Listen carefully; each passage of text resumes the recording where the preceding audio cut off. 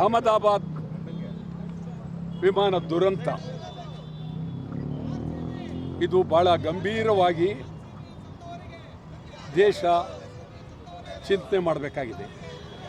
ಇಡೀ ದೇಶದಲ್ಲೇ ಇದು ಭಾಳ ಹೆಚ್ಚಿನ ಜನರನ್ನು ಬಲಿ ತೆಗೆದುಕೊಡ್ತು.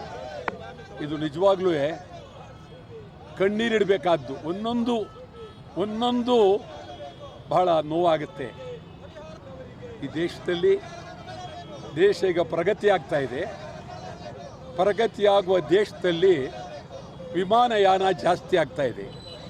ವಿಮಾನಯಾನ ಜಾಸ್ತಿ ಆದಾಗ ವಿಮಾನಗಳ ಸುರಕ್ಷತೆ, ರಕ್ಷಣೆ ಭಾಳ ಪ್ರಾಮುಖ್ಯ. ಇದು ಈಗ ವಿಮಾನಗಳನ್ನು ಪ್ರತಿಯೊಬ್ಬರು ಹಿಡಿತಾ ಇದ್ದಾರೆ. ಅವರವರೇ ಸಿನಿಮಾ ನಟರುಗಳು ಹಿಡಿತಾ ಇದ್ದಾರೆ, ವ್ಯಾಪಾರಸ್ಥರು ಹಿಡಿತಾ ಇದ್ದಾರೆ, ಭಾರಿ ಶ್ರೀಮಂತರಿಗಳೆಲ್ಲ ಹಿಡ್ತಾ ಇದ್ದಾರೆ. ಕಾರುಗಳ ರೀತಿಯಲ್ಲಿ ವಿಮಾನಗಳನ್ನು ಹಿಡ್ತಾ ಇದ್ದಾರೆ.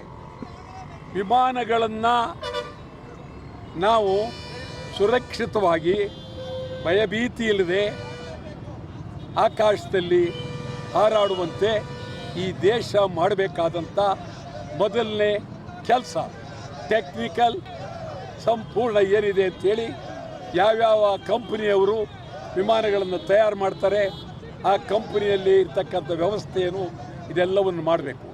ಇವತ್ತು ಅವರಿಗೆ 1 ಕೋಟಿ ಅಂತ ಘೋಷಣೆ ಮಾಡಿದ್ದಾರೆ. 1 ಕೋಟಿ ಅಲ್ಲಿ ವಿಮಾನದಲ್ಲಿದ್ದವರೇ 100 ಕೋಟಿ ಆಸ್ತಿವಂತರು ವಿಮಾನದಲ್ಲಿದ್ದರು. ನೀವು 1 ಕೋಟಿ ಅಂದರೆ ಅರ್ಥವಿಲ್ಲದ ಕನಿಷ್ಠ ನೀವು ಕೊಡುವ ಹಣಕ್ಕೆ ಗೌರವನಾರು ಬೇಕು. 10 ಕೋಟಿ ಕೊಡಬೇಕು. ನೀವು ವಿಮಾನಯಾನದಲ್ಲಿ ಸತ್ತವರಿಗೆ 10 ಕೋಟಿ ಕೊಡಲೇಬೇಕು. ನಿಮ್ಮಲ್ಲಿರ್ತಕ್ಕಂಥ ಹಣ ಇದೆಯಲ್ಲ 10 ಕೋಟಿ ಕೊಡೋದ್ರಿಂದ ಭಾಳ ಅನುಕೂಲ. ಅದ್ರ ಜೊತೆಗೆ ಯಾರ್ಯಾರು ಬೇರೆ ದೇಶದವ್ರು, ಇಂಗ್ಲೆಂಡ್ನವ್ರು ಸತ್ತಿದ್ದಾರೆ, ಬೇರೆ ಬೇರೆ ದೇಶದವ್ರೆಲ್ಲ ಸತ್ತಿದ್ದಾರೆ. ನಮ್ಮ ದೇಶದ ಇತಿಹಾಸ ಇರ್ತಕ್ಕಂಥ ವ್ಯಕ್ತಿ ಲಂಡನ್ಲಿರ್ತಕ್ಕಂಥ ಅವರು ಬದುಕುಳಿದಿದ್ದಾರೆ ಭಾಳ. ಆ ಬದುಕುಳಿದಿರ್ತಕ್ಕಂಥ ವ್ಯಕ್ತಿ ವಿಶ್ವನಾಥ್ ಕುಮಾರ್ ಅಂತೇಳಿ ಬದುಕುಳ್ದ. ಭಾಳ ನಿಜವಾಗ್ಲೂ ಇಡೀ ದೇಶ ಗೌರವ ಕೊಡಬೇಕು, ರಾಷ್ಟ್ರಪತಿ ಪ್ರಶಸ್ತಿ ಕೊಡಬೇಕು.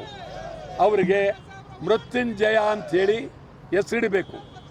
ಈ ದೇಶದಲ್ಲೇ ಮೃತ್ಯುಂಜಯ, ಸಾವನ್ನು ಗೆದ್ದವನು ಮೃತ್ಯುಂಜಯ, ಈ ಹೆಸರನ್ನು ದೇಶದಲ್ಲಿ ರಾಷ್ಟ್ರಪತಿಯವರು ಘೋಷಣೆ ಮಾಡಬೇಕು. ಇದು ಬಹಳ ಗಂಭೀರ.